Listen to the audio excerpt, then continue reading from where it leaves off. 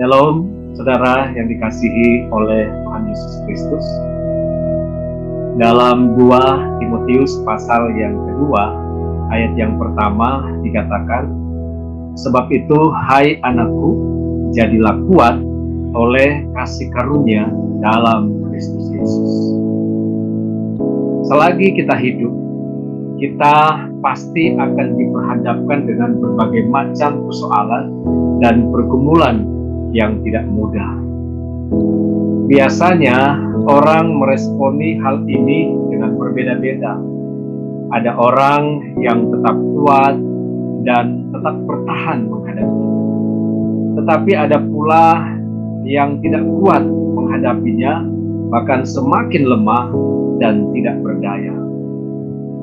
Sebenarnya respon kita akan hal ini itu menunjukkan kualitas iman dan kualitas kehidupan kita di hadapan Tuhan. Pertanyaannya adalah, dasar atau jenis material apa yang kita pakai dalam membangun kehidupan kita? Firman Tuhan berkata di dalam 1 Korintus 3 ayat yang ke-12, "Entahkah orang yang membangun di atas dasar ini dengan emas, perak, batu permata, kayu, rumput kering, atau jerami?"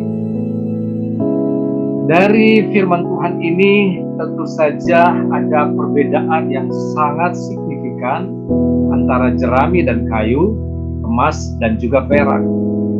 Karena jika semua itu harus melalui ujian dari api, maka jerami dan kayu pasti akan musnah, pasti akan hangus terbakar.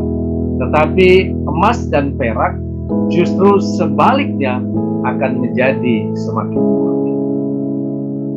Kehidupan orang percaya seharusnya demikian. Meski harus dan wajib melewati berbagai tantangan dan pergumulan dalam kehidupan kita, itu semua harus kita lakukan untuk membuktikan kualitas iman kita.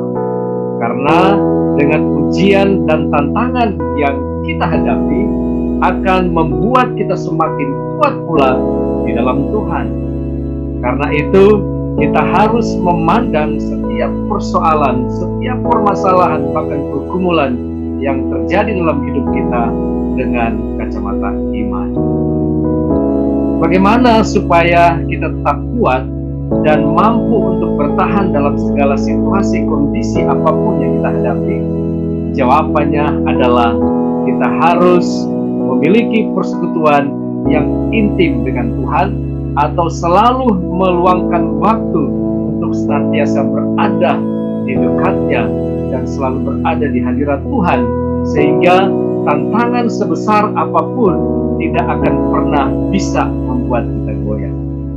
Dengan kata lain, jika kita mau mendapatkan kekuatan, kita harus melekat dengan Tuhan, karena tanpa pertolongannya kita tidak akan mampu menghadapi semuanya itu.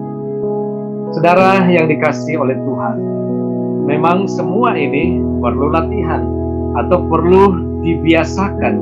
Artinya setiap hari kita harus rela dilatih dan dibentuk Tuhan melalui berbagai ujian dan tantangan yang ada.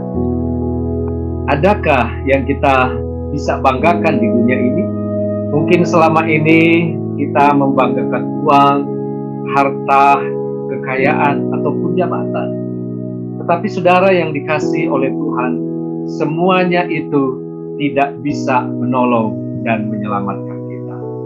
Hanya Tuhan saja yang akan selalu menolong dan memberikan kekuatan kepada kita yang mengasihi Dia.